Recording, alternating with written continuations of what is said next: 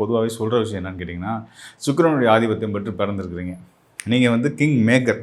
அரசர்களை உருவாக்கக்கூடிய ஒரு ஆளுமை நீங்க. அதனால வந்து நீங்க அரசாளணும், நம்ம அந்த தலைமை பொறுப்புக்கு வரணும்.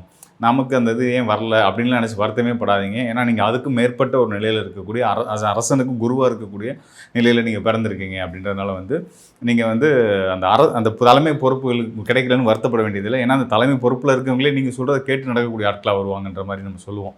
ஸோ அதுதான் இப்பயும் உங்களுக்குமே துலா ராசிக்காரர்களுக்கு நான் சொல்றதுமே அதுதான்.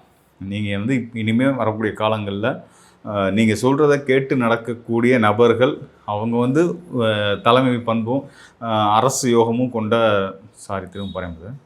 அவங்க இனி வர்ற காலங்கள் இப்போ இருந்து இந்த ஆண்டுலேருந்து வந்து தமிழ் புத்தாண்டுலேருந்து பார்த்தீங்க அப்படின்னா, நீங்க நிர்ணயிக்கிறவர் தான் தலைமை பொறுப்புக்கு வருவாங்க. ஒரு நிறுவனமாகட்டும், குடும்பத்தில் ஆகட்டும், யாருக்கு நீங்க பார்த்து அதிகாரம் கொடுக்குறீங்களோ, அந்த அதிகாரத்தில் இருக்கிறவங்க நீங்க சொல்றத கேட்டு நடக்கிறவங்களா வருவாங்க. அப்படின்ற அமைப்பில இந்த ஆண்டு அமைஞ்சிருக்கு. அது